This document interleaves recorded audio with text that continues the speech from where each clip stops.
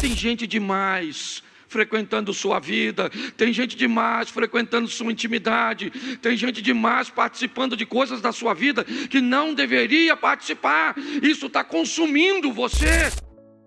Quando você for orar, entra no seu quarto e fecha a porta. De portas fechadas, você vai orar ao Senhor. Eu quero expor a vocês alguns textos hoje que mostram os ambientes de milagres feitos de portas fechadas, com poucos espectadores, com poucas pessoas tendo acesso.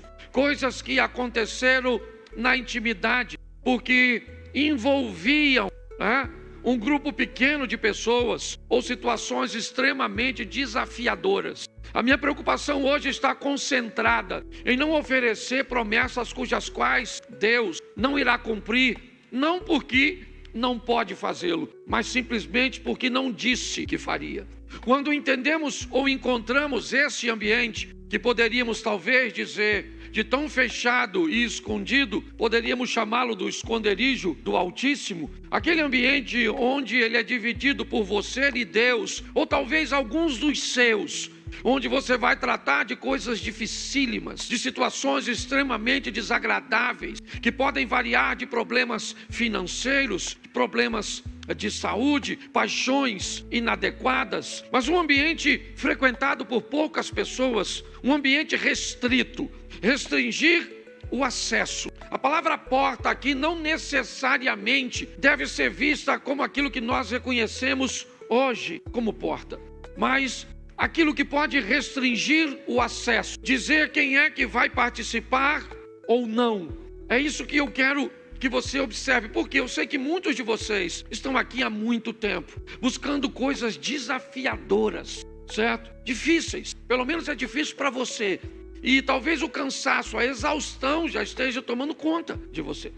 Como o Miranda veio aqui falar de oferta, falando de automático, quantas pessoas às vezes acabam entrando por essas portas, por quê? Porque é dia de culto. Mas hoje não é dia de culto, gente. Então, porque é dia de culto, eu vim, tá bom. Mas qual é o seu propósito de vir cultuar ao Senhor? Eu não sei. Ou então eu me tornei um pedinte espiritual. Todas as vezes que venho, certo? Minha mão está estendida para que Deus possa agir em meu favor. É muito mais do que isso. E existe um ambiente, existe um lugar que eu posso construir, que você pode construir, frequentado por poucos, que muitos não devem fazer parte, mas que é o lugar onde o milagre pode verdadeiramente acontecer. Talvez não no modelo cujo qual nós gostaríamos, mas esse texto, ele nos narra esse ambiente, o secreto, um ambiente onde o que a mão direita ou a esquerda vai fazer, nem a direita ela deve saber. Onde as pessoas não precisam saber o que eu faço, que horas eu oro, como é que eu oro, porque todas as vezes, e eu não estou abolindo, eu não estou criticando o ambiente coletivo, não é isso, certo? A Bíblia fala da importância, certo? De nós orarmos, da comunhão, nós estamos no ano da unidade, mas aí eu me pergunto, que se nos fortalecermos nesse ambiente secreto, não teríamos mais poder no coletivo? Então preste atenção nesse texto agora, Gênesis 4:7, lá no início da Bíblia, um probleminha com a porta. Se fizer o que é certo, não é verdade que você será aceito? É Deus perguntando a Caim. Mas se não fizer o que é certo, eis que o pecado está à porta, à sua espera. O desejo dele será contra você, mas é necessário que você o domine. Novamente nós temos a palavra porta aqui. E agora numa conversa que Deus está tendo com Caim. O pecado jaz à porta. E você tem que ter cuidado, porque o desejo dele será contra você. Mas cabe a você dominá-lo, ou subjugar o poder do pecado. Ele vai tentar te vencer, te dominar, exercer vitória sobre você, envergonhar você, sua casa, sua família, com seu comportamento, filho, envergonhar seus pais, com seu comportamento, pais, envergonhar seus filhos, com seu comportamento, esposa, envergonhar seu marido. Com seu comportamento, marido, envergonhar sua esposa. Com seu comportamento, membro, envergonhar a igreja. Com o comportamento da liderança, envergonhar os membros. Porque Satanás está sempre buscando uma situação para nos envergonhar, para conseguir entrar por essa porta que nós precisamos, certo?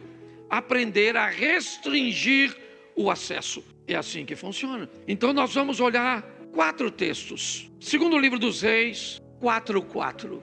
Preste atenção. Depois entre em casa, feche a porta atrás de você e de seus filhos. Preste atenção nesse texto. O que tem aqui? Um problema financeiro. Aqui tem um problema com dinheiro. É isso. Essa família está precisando de dinheiro para pagar uma dívida. É isso. O marido dessa mulher morreu, deixou uma dívida que ela não tem dinheiro para pagar. E então o credor chega na casa dela, pegar os seus 2 filhos como moeda. E essa mulher vai procurar o profeta, que representa a Deus. Vai desenvolver com ele um diálogo e ele vai dar uma instrução a ela. Preste atenção. Você pegue a estrutura que eu estou lhe oferecendo, depois você pode ler. Vai para sua casa, você e os envolvidos, você e seus 2 filhos, entra em casa, fecha a porta. Olha só, porque vocês precisam entender que o que vocês vão viver, o que vocês vão procurar, o que vocês vão experimentar tem a ver apenas com vocês. É isso. São recursos para livrar vocês. Então pegue todos os envolvidos e leve para esse ambiente de porta fechada. Por quê? Porque não interessa a mais ninguém. Você tem que aprender a restringir o acesso de pessoas que não deveria estar envolvida em coisas que são de responsabilidade suas. Hoje as pessoas se esquivam de responsabilidade.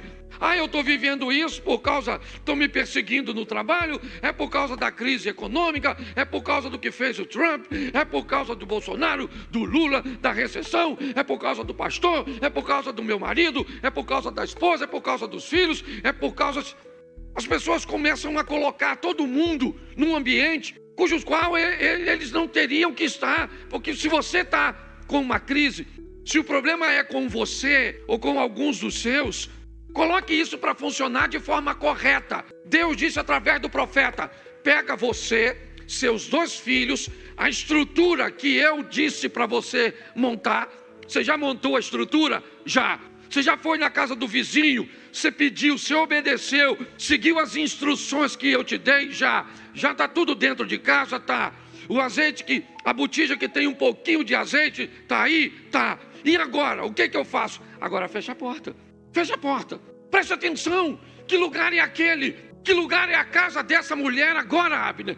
É o lugar da obediência.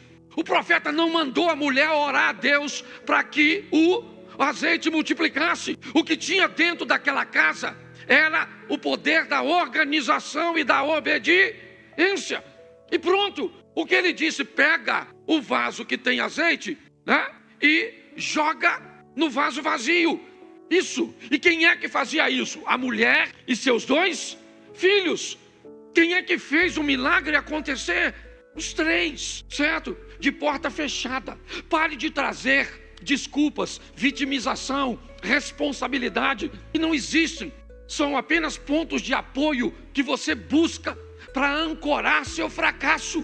Para parecer que não é seu, a culpa é da sua sogra. Para parecer que não é seu, a culpa é do vizinho. Para parecer que não é seu, a culpa é do outro. Sempre a culpa é de alguém. Pare com isso. Feche a porta, tira dessa casa, tira deste ambiente todo mundo que não faz parte disso e se prepare para viver com Deus, responsabilidade e obediência, o sobrenatural. Posso ouvir um amém? Isso. Então nós precisamos entender o valor de uma porta fechada. Para entendermos, você precisa de recurso? Precisa. Pessoas podem te ajudar? Até podem, mas não querem ou não estão nem aí para o seu problema. Então tá bom, nem todo mundo tem esse tipo de problema. Nós vamos olhar outros. Mas é importante você entender a responsabilidade que você tem e o poder da obediência. Obedecer. organização e obediência e responsabilidade. Tá bom. O que você tem em casa? Eu não tenho nada em casa. Calma, é isso que ela diz. Eu não tenho nada na minha casa. Calma. Você tem uma casa, você tem 2 filhos, você tem saúde, você tem uma série de coisas. Então pare de dizer que não tem nada. O que você tem? Busca. Eu tenho um pouco de azeite. Então tá bom, vamos fazer o milagre, ou começar o seu milagre a partir daquilo que você tem. Você pode crer nisso? Você está esperando algo extraordinário, pirotécnico, sensacional, e Deus está esperando você se responsabilizar, se organizar, fechar a porta, obedecer e viver o incrível, o sensacional e extraordinário. Vamos para o segundo texto? Coloca para mim. Ainda no capítulo 4, verso 21. Ela subiu e o deitou sobre a cama do homem de Deus, fechou a porta e saiu. Preste atenção nesse texto. Está no mesmo capítulo do anterior. É a história de 2 mulheres, certo? A viúva e a sunamita, de segundo livro dos Reis, capítulo 4. Essa é a história, e o problema aqui não é grana. A mulher aqui, ela é rica. Ela não tem problema no casamento, ela é bem casada. Ela é extremamente conectada com seu marido. Tudo que vai fazer, eles fazem juntos, compartilham, são parceiros, são amigos, são amantes, são sócios. É um casamento extraordinário, é verdade. Mas ela tem um problema. O filho dela morreu. E toda a grana que ela tem não pode trazer o filho de volta. Então ela vai ao mesmo profeta, a Eliseu. Mas antes de ir, ela vai deixar seu filho em casa. E me parece, pelo menos o texto me indica, que ela não contou nem para o marido. Ela não contou para o marido, provavelmente porque o dia que Eliseu disse que ela ia ficar grávida, o marido não estava. Só chamou ela na porta. Então ela sabe que a responsabilidade é dela. Ela chama o marido e diz: eu preciso encontrar. Manda preparar um jumento para mim. Manda preparar um transporte, porque eu preciso falar com o profeta. Ele diz: hoje não é sábado nem lua nova. É o que o marido diz para ela, o que indica que provavelmente ele não sabe o que está acontecendo, porque ela fechou a porta, botou o filho morto na cama e fechou a porta. Olha isso. Lá dentro tem um problema que ela vai resolver com o profeta lá fora. E aquele problema não interessa a mais ninguém. Ela chama a responsabilidade para si. E ela vai lá falar com o profeta, com o homem de Deus, que representava o próprio Deus aqui na terra. Pois era assim que funcionava naquela época. E quando ela vai atrás dele, ele manda o seu assessor na casa dela. Ela diz: não, senhor. Lá em casa vai o senhor. A porta está fechada. Eu vim aqui para levar o senhor para a minha situação. O que eu estou vivendo ninguém pode resolver. E eu não vou ficar conversando com ninguém. Você lembra quando ela está chegando perto? Eliseu diz para Geazi: vai lá e pergunta a ela o que está acontecendo. E ela perguntou: vai bem contigo? Vai bem com teu filho? Vai bem com teu marido? E ela respondeu o quê? Por que ela respondeu vai bem? Ia bem sim ou não? Ia bem sim ou não? Mas ela disse que ia bem? Por quê? Porque ela não queria perder tempo. Ela não queria contar seu problema para quem não resolve. Para de murmurar, para de reclamar, certo? Vá direto, fecha a porta. Você está entendendo? Coloque seu problema, você é seu problema e Deus. E Deus é o Todo-Poderoso, misericordioso, Ele te ama. Você é filho, você é filha dEle. Está na hora de você viver o incrível, o sobrenatural, o extraordinário. Não porque alguém prometeu ou profetizou na sua vida isso, mas porque você resolveu e descobriu que há um endereço onde você é capaz de ficar sozinho, sozinha com Deus. E Deus se levanta do seu trono para agir em seu favor. Nós precisamos fazer isso. Agora o profeta está na casa dela. O menino está morto, é verdade. Botou na cama do profeta. Foi lá que ela colocou. Porque, você lembra quando ela recebeu o profeta? Você lembra para quem aquele quarto foi construído? Lembra? Vejo que este que passa por nós é um santo homem de... Ela fez um quarto para Eliseu? Não, ela fez um quarto para Deus, o Deus que estava em Eliseu. Está na hora de nós tomarmos posse daquilo que Deus nos concedeu. Uma intimidade, um ambiente íntimo, onde você pode sentir a presença de Deus, saber que Ele está ali. O Espírito Santo está te ouvindo, agindo, movendo nas coisas pequenas. Ele pode resolver coisas que envolvem dinheiro, sim. Já vimos isso no texto anterior. Mas agora não. Agora é aquilo que o dinheiro não pode resolver. Nós precisamos entender isso. O poder da porta fechada. A porta fechada, não tem problema. Você quer orar no monte, ore. Você gosta de orar num montão de gente, você gosta. Faz o que você quiser, mas aprenda uma coisa. O ambiente onde está você e Deus é o mais poderoso para você. Para você, tá certo? Então se fortifique nesse ambiente e depois você pode compartilhar. Não tem problema nenhum não. Mas é importante você entender isso. Vamos para o terceiro texto? Marcos 5,37. Jesus não permitiu que ninguém o acompanhasse, a não ser Pedro e os irmãos Tiago e João. Jesus fecha a porta ao ir para a casa de Jairo, o chefe da sinagoga. Jesus acaba de desembarcar em Cafarnaum, e ao descer em Cafarnaum, Tabita, ele desembarca e o Jairo vai abordá-lo, chamando para que Jesus fosse à sua casa. Eu preciso que o senhor dê um pulo lá na minha casa. Então Jesus está envolto numa multidão. O que tem na casa de Jairo? Jairo mesmo disse: minha filha está morrendo. Minha filha está morrendo e Jesus está aqui e está indo para a minha casa. O que o pessoal vai fazer? Nós vamos lá para vermos isso.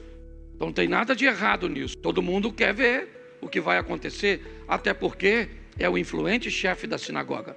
É Jairo. Jairo vai perder o cargo, vai perder tudo por causa disso. Ele não vai ser mais o chefe da sinagoga, porque se humilhou a pedir ajuda para o filho de um carpinteiro. Mas ele não quer saber. O que está em jogo é o futuro de sua família, é a sua filhinha. Então ele vai. Quando Jesus está próximo à casa de Jairo, porque é bem pertinho, muito mais, Jesus desembarca aqui, provavelmente andou até a Praça da Mantiqueira, certo? 50, 70 metros, a casa da sogra de Pedro, as ruínas da sinagoga de Jairo, certo? E também Jairo não deveria morar muito longe dali. É tudo muito próximo, né? Quando você vai olhar tudo isso. E de repente Jesus diz: não vai todo mundo comigo não. Jesus fecha a porta. Não uma porta física com uma fechadura, com uma dobradiça, não. Ele fecha a porta de acesso. Ele diz: não vai ninguém. Ô Jairo, avisa aí, ó. Da minha turma só vai Pedro, Tiago e João. Eu resolvo com a minha turma, você resolve com a sua. Então dessa turma aqui, ó, eu fechei o acesso. Preste atenção. Agora não é uma porta física. Não. Jesus está proibindo o acesso, dizendo: eu não quero que esteja comigo num ambiente pessoas que não têm nada a ver com aquilo que eu vou fazer. Ele está afastando dele um bando de curiosos, de pessoas que não têm nenhum envolvimento, que não têm responsabilidade nenhuma. Você consegue entender isso? É muito importante que nós eliminemos essas pessoas, removemos ou venhamos a remover o acesso dessas pessoas à nossa intimidade, às nossas demandas. Jesus disse: não vai, só vai comigo Pedro, Tiago e João, e pronto. E os outros discípulos não vão, e acabou, não vão. Jesus fechou a porta para alguns que ele achava que não deveria. Tem gente demais frequentando sua vida, tem gente demais frequentando sua intimidade, tem gente demais participando de coisas da sua vida que não deveria participar. Isso está consumindo você, isso está atrapalhando, e pior, muitos não estão notando. Jesus vai para a casa de Jairo, vai ressuscitar a filha de Jairo. Sim, quando ele sai de lá, lembra? O Osias leu aqui: Talita, cum, menina, levante, vamos embora. Seu pai me chamou para vir aqui. Todos achavam que não dava mais tempo, porque quando ele me chamou, você estava enferma. E no caminho, antes de chegar aqui, você acabou morrendo.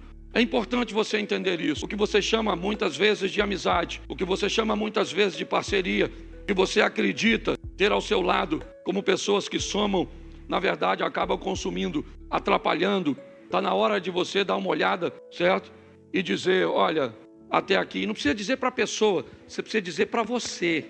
É para você, você não precisa ofender ninguém. Pastor, o senhor está falando bem. Ainda bem que eu vim aqui para Deus falar comigo nesse culto. Vou eliminar todo mundo, tirar do grupo. O que foi? Pastor Cláudio pregou, eliminando tudo. Não é isso que eu estou falando, não. Tá dando? É você entender que está na hora. Tem gente demais fazendo parte disso. Feche o acesso dessas pessoas. Posso ouvir um amém? João capítulo 2, depois você lê em casa o restante. Lê para mim. 3 dias depois houve um casamento em Caná. Eu gosto muito dessa passagem, porque ela me dá a ideia de uma porta, ok? Aqui eu não tenho uma porta explícita, mas ela me dá a ideia de uma porta que divide 2 ambientes. Um ambiente que nós queremos que todos vejam e um ambiente que nós restringimos o acesso. Quando está tendo uma reuniãozinha na sua casa com gente que não tem muita intimidade com você, você já notou que você procura manter essas pessoas na sala, onde normalmente a almofadinha está legalzinha, a cadeira que estava quebrada, você levou lá para outro lugar da porta, porque o pé estava meio bambo. Normalmente, se o sofá tinha... Já sentou naquele sofá que parece que tem um, que vai levar você para outro planeta, certo? Alguém vai botar alguma coisa ali para dar uma disfarçada, porque ali é um ambiente onde todos vão, mas do outro lado é um lugar de pouco acesso. Eu gosto dessa passagem, porque tem alguém que me parece aqui, me permita aplicar desse jeito, que frequenta os dois ambientes. Maria é alguém que atravessa a porta e pode ir lá ver onde está a bagunça, as garrafas PET vazias, o saco de lixo, a louça, mas ela também vem aqui fora, onde as coisas estão acontecendo. Aquela porta estava fechada para muita gente, e deve ficar, mas não estava para Maria. Maria era alguém que podia ir lá e vir aqui. Por quê?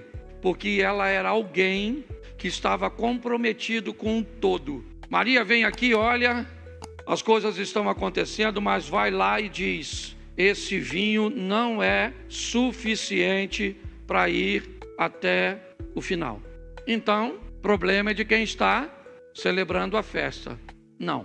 Eu gosto desse texto porque ele me expõe a uma divisão de um ambiente onde eu preciso escolher e ter pessoas que possam ir e voltar, mas que possam me dizer, porque preste atenção, qual é o problema que nós enfrentamos hoje nesses ambientes? Vou te dar um exemplo. O Abner fez algo de errado, as pessoas falam comigo. O Sidney fez algo de errado, as pessoas falam comigo. O Isley fez algo de errado, as pessoas falam comigo, certo? Se eu faço algo de errado, as pessoas falam com o Abner. Ou seja, qual é a grande questão? Nós estamos precisando de gente que esteja comprometido com o todo. A maioria de nós estamos muito comprometidos conosco.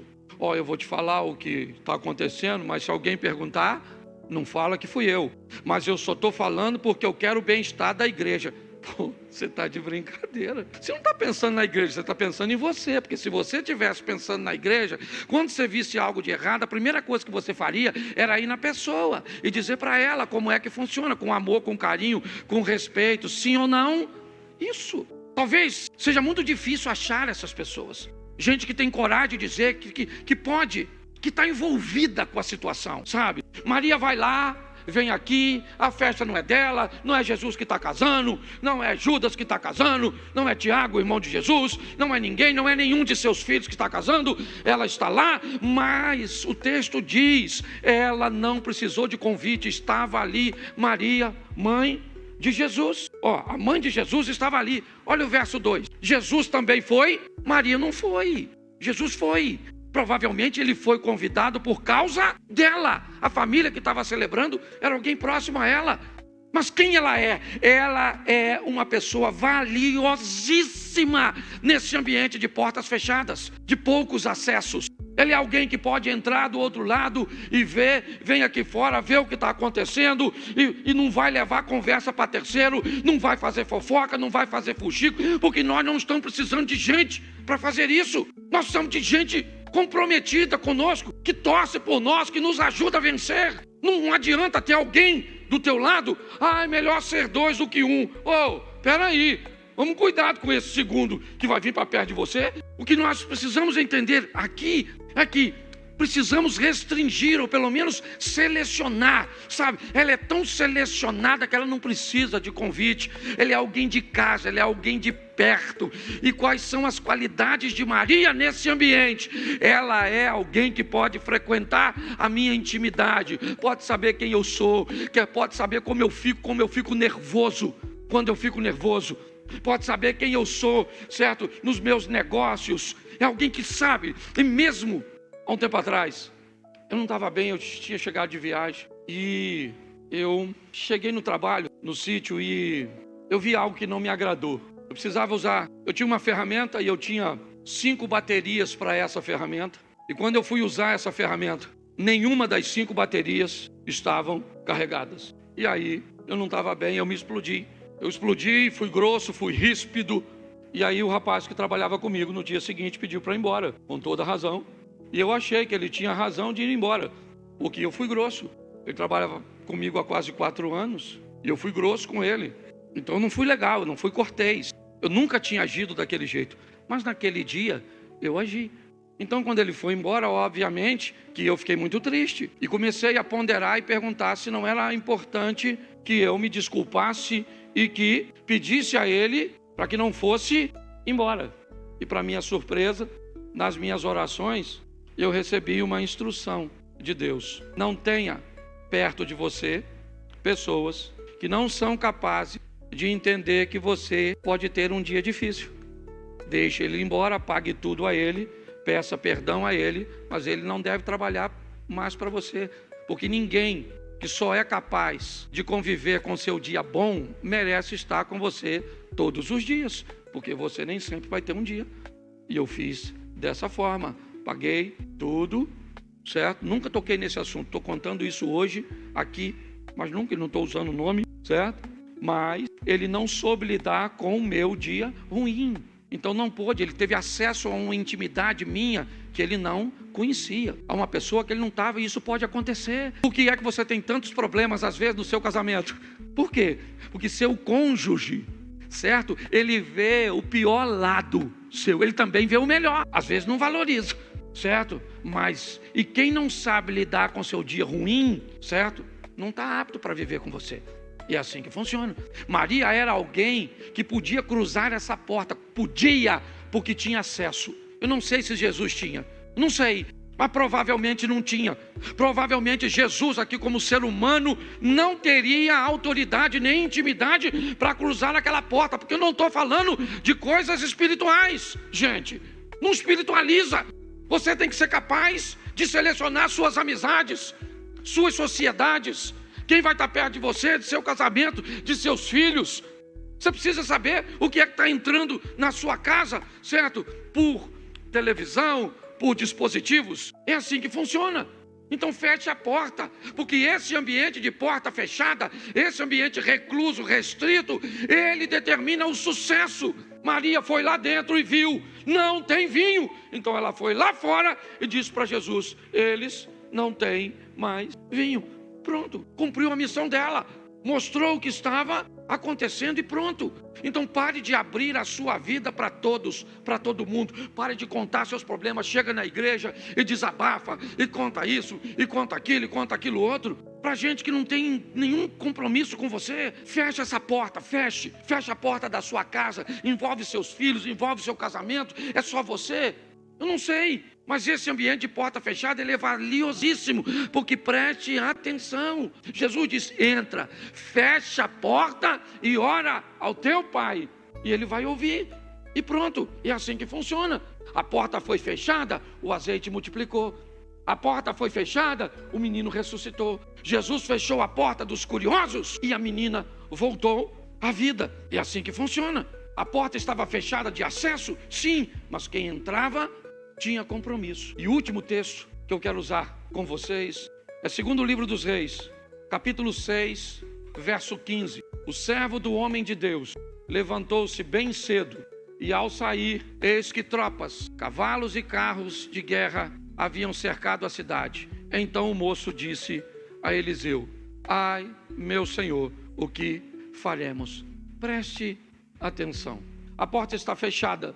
O exército da Síria havia cercado Dotã, a cidade, o lugarejo onde Eliseu estava. Dentro da casa tem 2 pessoas, um jovem aprendiz e um experiente profeta. Dentro daquela casa tem 2 visões. A visão imatura de um menino que ainda está aprendendo a lidar com as coisas e um homem amadurecido, forjado ao lado nada mais, nada menos que do profeta Elias. Esse é Eliseu, um homem forte, firme. A porta está fechada. O exército não invade à noite, seguindo ordens do rei da Síria, espera amanhecer para invadir e capturar Eliseu. Agora o rapaz abre a porta e quando ele olha para fora, ele vê o exército da Síria, carros, cavalos e cavaleiros. Ele está olhando, fez a leitura e logo depois sai Eliseu pela mesma porta.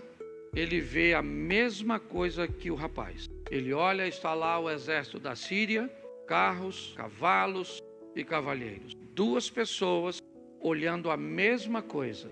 É o que nós temos. O rapaz aprendiz, o iniciante aqui, olhando os inimigos e o homem de Deus, maduro, forjado, olhando aqui. Aqui você encontra um homem firme, seguro, tranquilo, estável. Aqui você encontra um menino desesperado, achando que não tem mais o que fazer, que tudo acabou.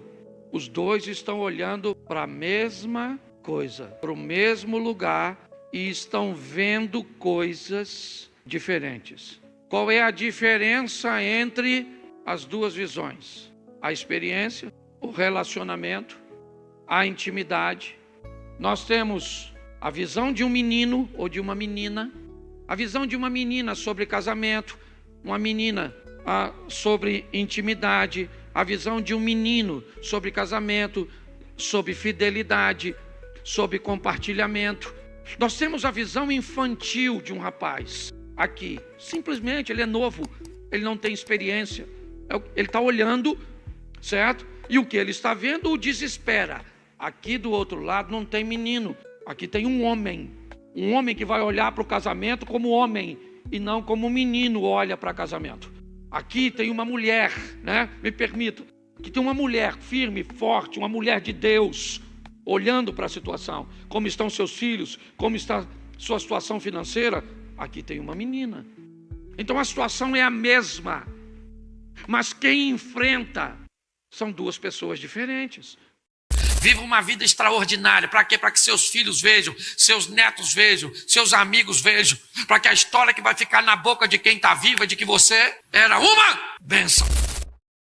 Ruth, capítulo 1, verso 1 diz assim: sucedeu que, nos dias em que julgavam os juízes, houve uma fome na terra. Por isso um homem de Belém de Judá saiu a peregrinar nos campos de Moabe. Ele, sua mulher e seus 2 filhos.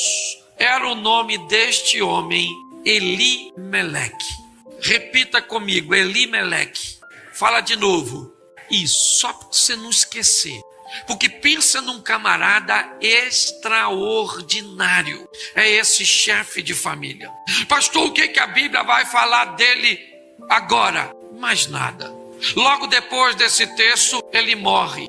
Mas a história de uma pessoa é pobre demais se parar em si mesmo.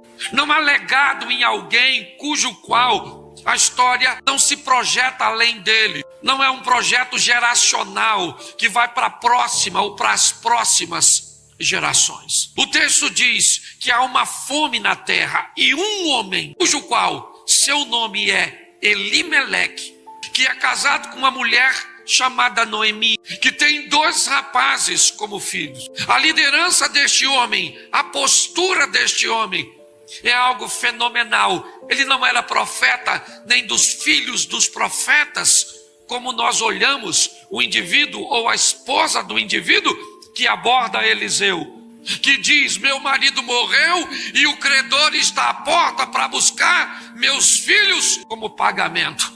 Este homem era profeta ou filho de profeta, ou andava com Eliseu, era um homem próximo de Deus, mas no que diz respeito à gestão era zero. Ele morre e um credor, o que ele deixa para a viúva e para os filhos são dívidas.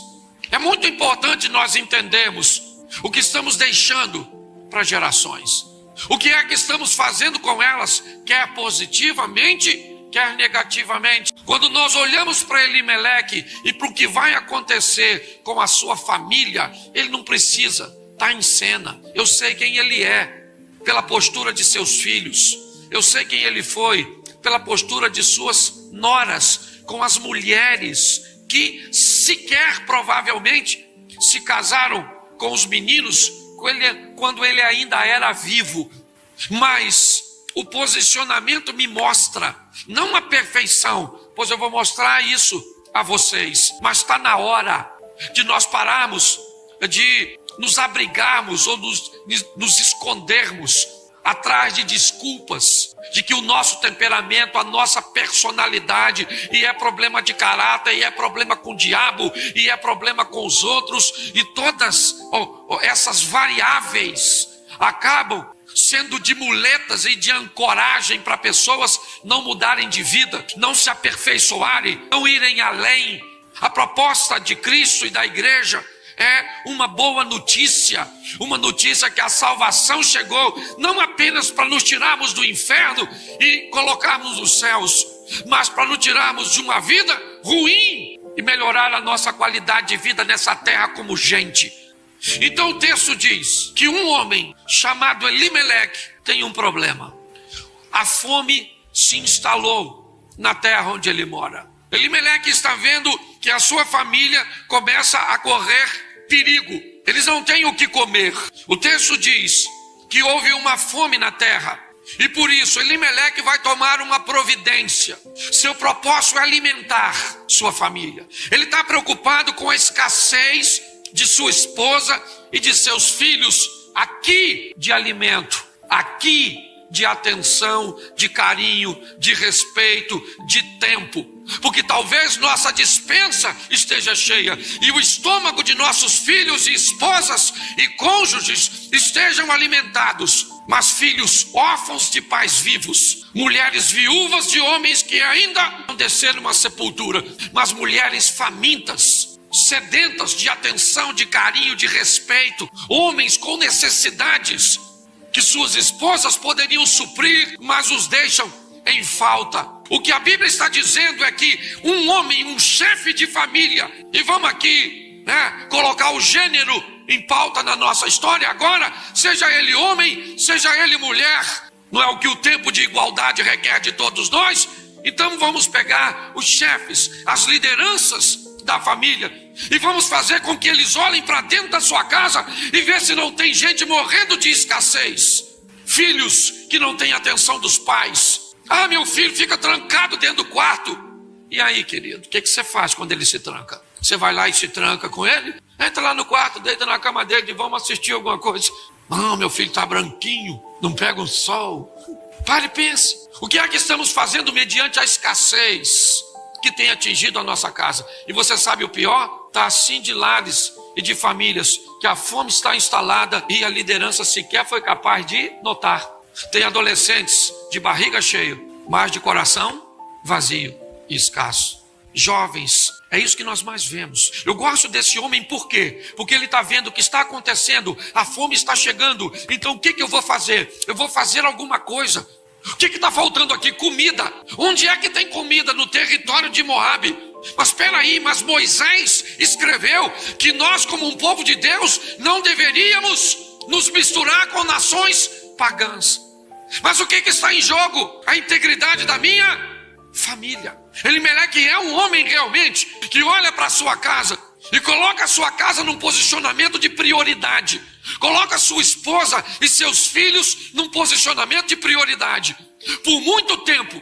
E você sabe por que é que o mundo está do jeito que está? Porque por muito tempo homens saíram de casa para ganhar tesouros e depois descobriram que quando chegaram em casa com seus tesouros não tinha para quem deixar, porque não tinha mais casamento, não tinha mais esposa, não tinha mais filho, não tinha mais nada. O que tinha um aglomerado de gente vivendo debaixo do mesmo teto, mas que ninguém sabe o que é amor, o que é carinho, o que é respeito, o que é cumplicidade, o que é equipe ou trabalho em equipe.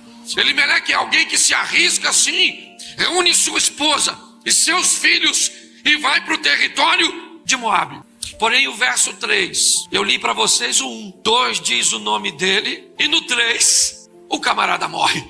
Esse é um alerta também para os homens. Estamos morrendo mais cedo, entendeu? E você sabe por que mulher vive mais do que homem? Porque não tem esposa, é brincadeira, certo? Aqui, esse dia eu fui num culto de terceira idade, 40 viúvos e 3 viúvas, ou melhor, o contrário, 40 viúvas e 3 viúvas. Cheguei em casa, doido, olhei para minha mulher e falei, filho, fui no lugar, 40 mulheres viúvas e 3 viúvas. Aqui em casa não será assim, aqui você morre primeiro.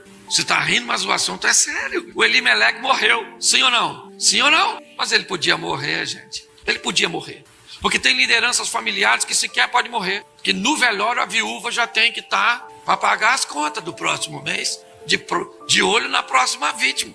Viúva negra. Você está rindo, mas é sério. Quando nós olhamos, o que eu descubro? Um camarada que morreu, mas a família está certinha, justinha. Ele tem 2 filhos e a esposa morando numa terra estrangeira, e agora fora a liderança do marido, que acabou de ir embora, os filhos me parecem que não planejam voltar com tanta rapidez para Belém. Mas meninos bem treinados arrumam para si 2 namoradas, vamos começar nesse modelo, que vão se tornar esposas. É verdade, os 2 meninos se casam, malam e quilham e ficam ali 10 anos, diz o verso 4. No final do verso 4, o que aconteceu com eles? Morreram. Novamente um homem morrendo. É guerra. É tudo matando nós. E essa é uma mensagem bíblica que não está matando só, tirando vida, não. Tirando a masculinidade. Já não se faz mais homem como antigamente. Uns homens esquisitos, frouxo. Não pode falar, eu falo frouxo. Estou falando de frouxo. O camarada, ele é homem, mas não tem atitude, não tem decisão. Não é camarada que sabe pegar aquela mulher dele, botar num pedestal, honrar a mulher. Eu não tenho medo de mulher forte, eu tenho medo e não gosto de homem fraco. Mulher foi feita para ser amada, para ser honrada, para ser enaltecida. Um ser extraordinário é uma fêmea. Eu gosto tanto que tem uma há 30 anos, louvado seja Deus. Mas homens não sabem conviver com o crescimento feminino. Você ri, mas é sério. Uns homens frouxos, morrendo. Antigamente era assim, já era assim. Lá em casa até a gente combinava quando os filhos eram pequenos. Para não queimar o filme da mãe, eu era o policial ruim. E a minha mulher, o bom. Cláudio, fulano quer ir, mas eu não deixo não. Não vai não, vai não. Tô mandando para tu. Eu falava, beleza. Mãe, posso ir ali? Fala com seu pai. Pai, posso ir? Não. Mas minha mãe deixou. Problema dela. Sua mãe é boa, eu sou mau. Se os meninos dessem errado, podia botar a culpa em mim. Mas deram certo.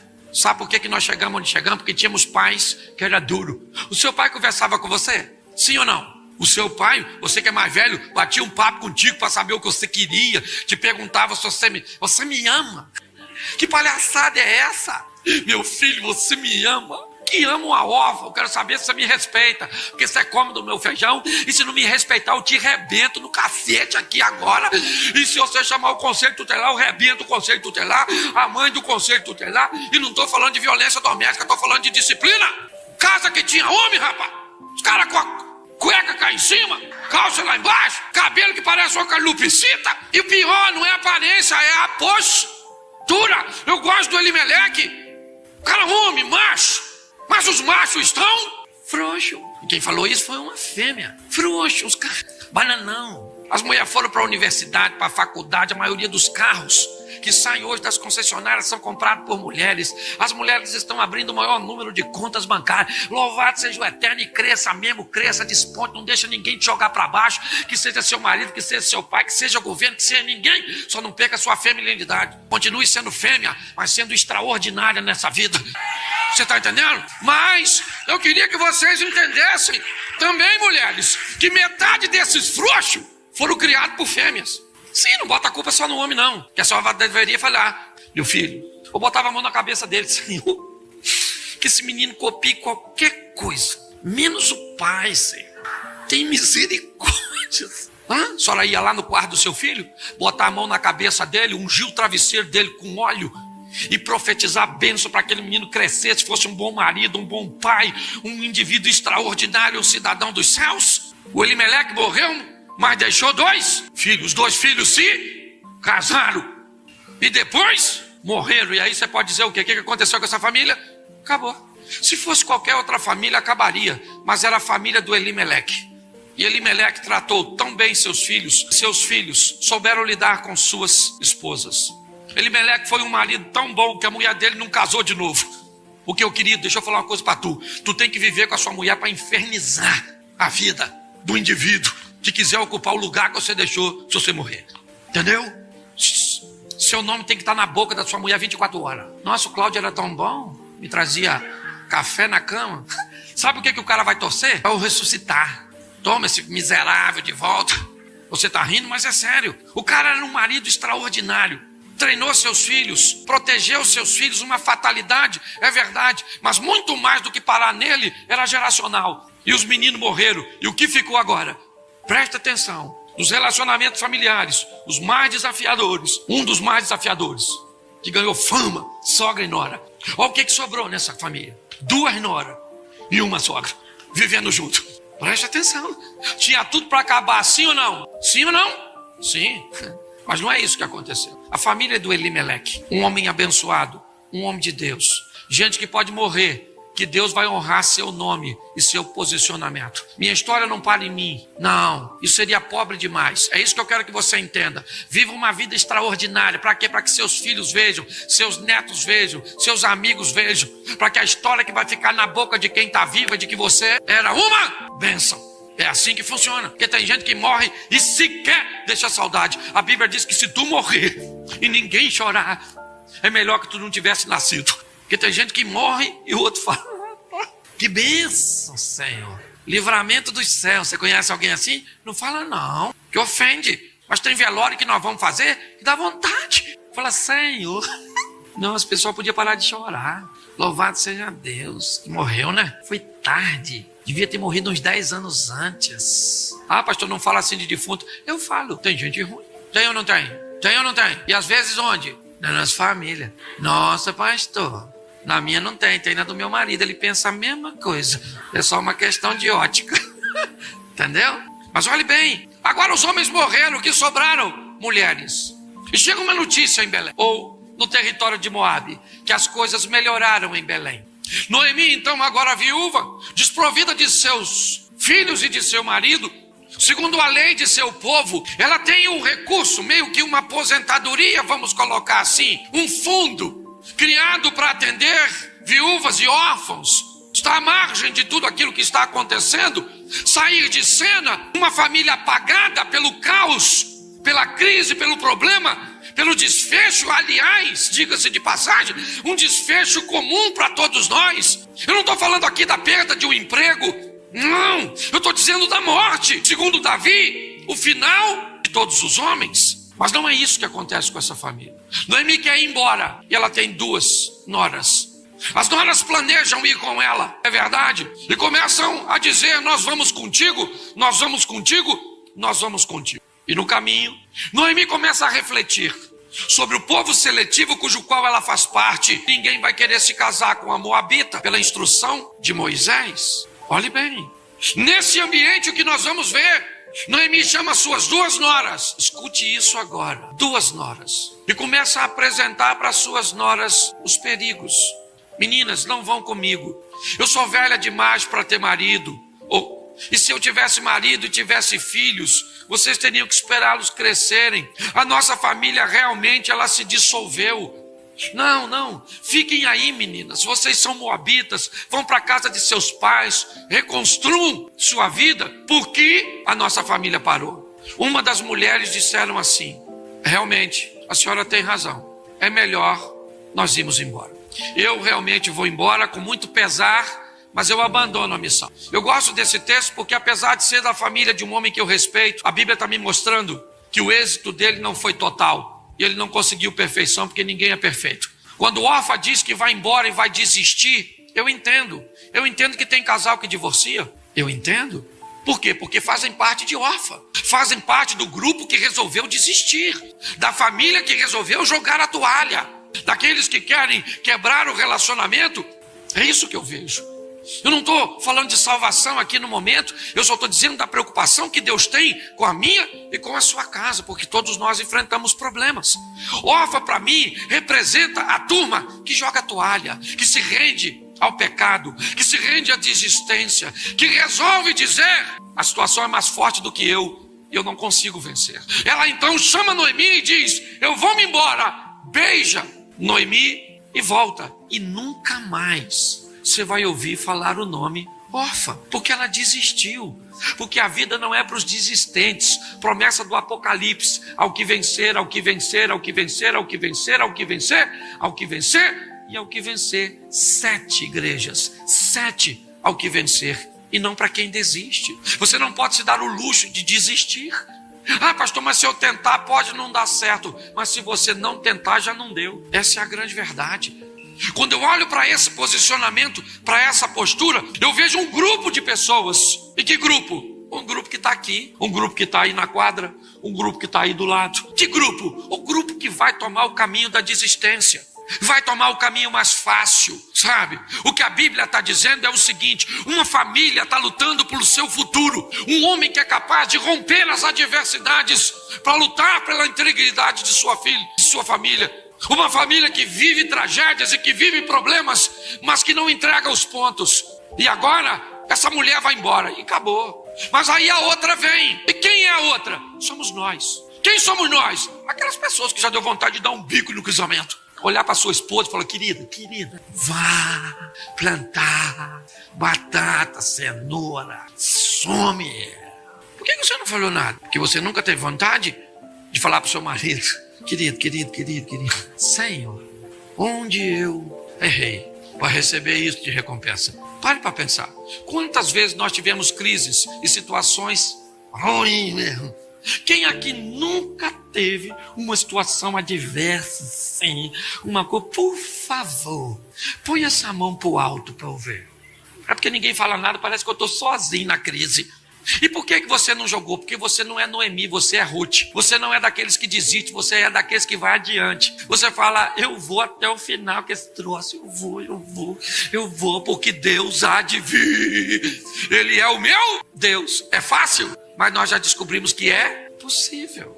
Quando chega na vez de Ruth, o que acontece? Noemi diz: Ruth, sua concunhada já foi embora e está na hora de tu ir. Vai embora, case-se de novo, seja feliz. Ruth falou: não vou, não sou Noemi, vou ficar com a senhora. Vou ficar com a senhora.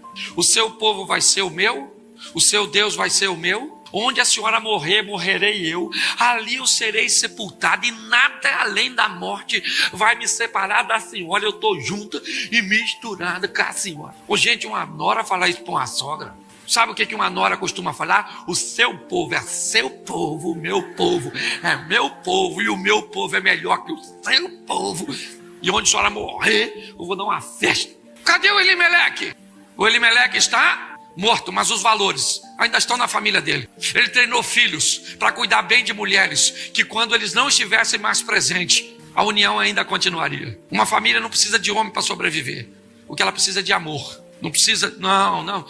Tá assim, ó. Tá assim de gente que não tem pai, não tem mãe, mas encontra amor na casa de alguém. Sim ou não? E que vai ser treinado e educado. O princípio que a pessoa deixa é maior do que ela. Essa é a grande verdade. Quando eu olho para esse ambiente, o que eu vejo? A Ruth foi tão intensa que Noemi calou a boca. E foi as duas. As duas estão indo para Belém para procurar o quê? Um homem, gente. Um homem, uma garotinha e uma senhora. Uma senhora, para mim, Noemi também é uma mulher extraordinária. Já está numa idade avançada, não pode ter marido, mas pode treinar a garotinha. Gente, essas meninas não sabem nada sobre ser mulher. Nada. E pior, 12, 13 anos, a fila anda. A fila anda para quê? Para ver Chiquitita? É isso que a fila anda? Deve ser. Você já viu? Nós precisamos treinar essa nova geração.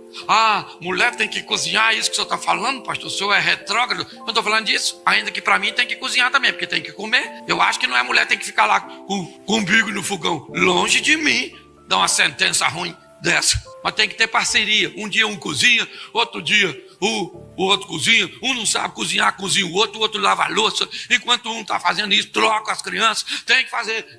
É assim que funciona. Mas tem que ter parceria entre o casal. Aí vai se casar, não sabe nada disso. Pensa que é sexo. Vou casar para fazer isso. Fala sério, rapaz. Se você souber a quantidade que nós é casado, que nós faz, vocês iam arrumar outro motivo para vocês casar? Arrumar uma trouxa para lavar? Eles pensam, a hora que eu casar, eu vou fazer sexo todo dia. Menino, sabe nada da vida, tolinho. Você tá rindo? Eu gosto porque o que é? É uma parceria. É isso que nós estamos vendo nessa família. De onde vem isso, pastor? Para mim, de Elimeleque. Porque quando Ruth fala para Noemi, e Noemi diz: pode ir embora, eu estou te alforriando, eu estou te libertando, fica livre para ir. Que a melhor maneira de ganhar alguém é dar a oportunidade dessa pessoa ir embora.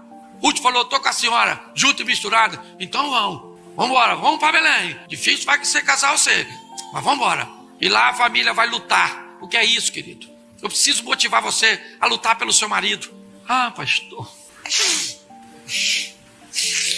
Sofro tanto, pastor. Lutar por ele, pastor. Será que vale a pena? É seu.